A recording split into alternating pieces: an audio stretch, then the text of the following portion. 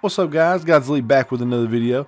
In this video, we're down in the hangar, the very bottom next to the jukebox and all this other stuff. These people that are just sitting here that we've never even met or talked to in this whole time, but they're going to die pretty soon because Destiny 2 is coming out and the Cabal leader is mad.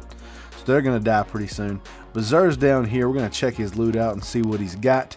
This is the second time I've recorded this video because the first time it screwed up in a huge way. So we're going to do it again. So basically I'm going to cut it short a little bit. Legacy Ingram, don't buy it. It's pointless. It's useless. Forget it. Immolation Fist, it grants explosive power for your Sunbreaker Titan. And basically explosive power, what it does is, and I'll read it for you right here, unlocks the Sunbreaker subclass node explosive power for free.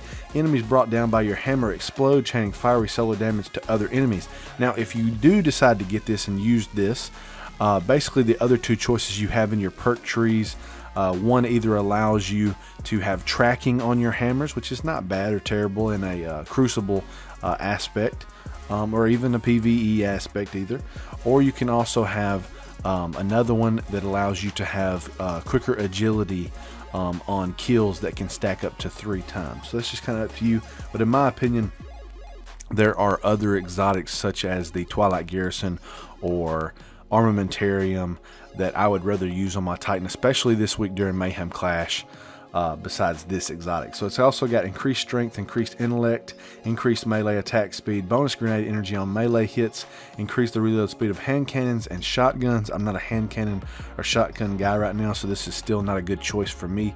I am a sidearm slash fusion rifle slash scout rifle guy. So that's my poison I like to use.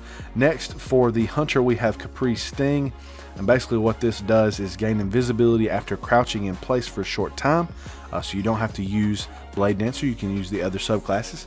Melee attacks on an enemy from behind while invisible deliver 4 times damage. This is kind of an impossibility in a lot of ways. You can make this happen, but think you have to get behind someone in Crucible while you're invisible.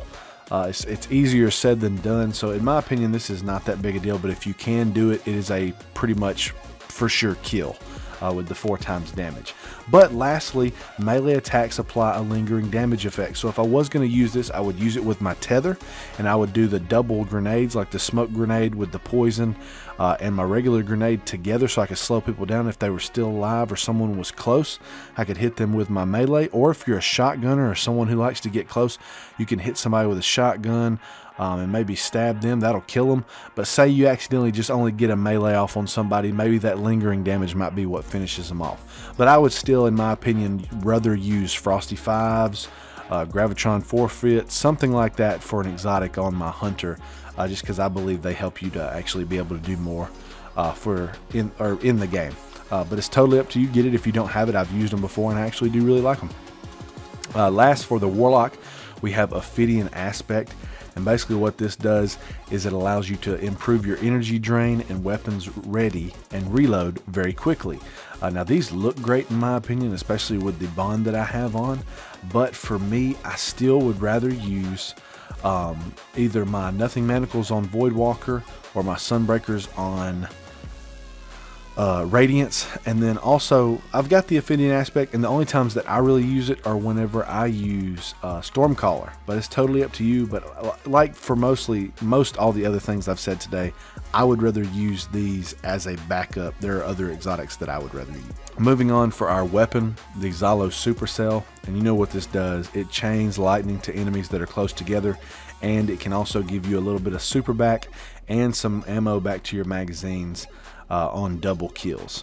So this is a good weapon, and if you say you have a 400 light weapon laying around that you want to infuse into something and you don't have the Xalo, why not just get the Xalo Supercell and not a toy weapon bundle? That way you get the weapon and the ornament, so you can just bring it up and you'll have a cool little ornament. I'll show you the ornament for it and the HawkMoon. For the Xalo, you have the Not a Toy, which I do have, but I like the other one better. It's got a very woody grass look to it, but I like the Shock Hazard.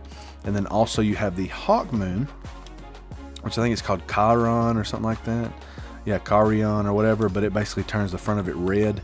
And then you also get this red laser sight here When you take it off, you can see how it changes back, but I think it looks good. It's got the wood in the back here, which I think is a good thing for it. I'm not going to buy it, but if you really like it, I don't use the gun very much, so that's why I'm going to leave it alone. But if you do, maybe it's a good purchase for you. Down here, you've got both of your coils for your rare sparrows if you want to upgrade those. You've got your 2 heavy ammo synths. Remember to buy the 10 for 3 because it's a better deal than the 3 for 1. 3 of coins, I don't really use these much anymore, so you probably don't either, unless you're missing a lot of exotics. And then glass needles, I bought some of these last week and used them, so I actually kind of do like them whenever you get that one exotic you want, but you want some different perks on it.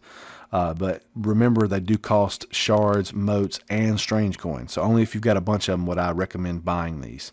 And then you've got your exotic shards and motes of light for strange coins. That's pretty much it, guys. If you enjoyed the video, please leave a like. It really helps me out. Comment below. Let me know what was your favorite thing Xur has this week, or what would you like for him to sell. I actually like the KHEPRI'S Sting in my opinion, but for this week with Iron Banner and everything else, I just think all the 3 exotic armor pieces are kind of subpar compared to what you could use. If you're not subscribed, please subscribe to the channel if you enjoyed the video. We're getting very close to 1,000 subs. I think we're at about 961 or so. Once we get to 1,000, I'm going to give away a copy of Destiny Deluxe Edition on your console of choice or PC. We'll be doing that through Gleam over the summer. All the entries that you can possibly get in so you can maximize your chance of winning. And with that being said, I hope you guys have a great rest of your week and day, and I will...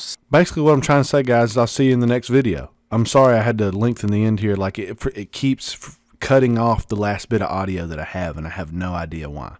But I hope you guys have a great rest of your week and weekend, and I will see you in the next video.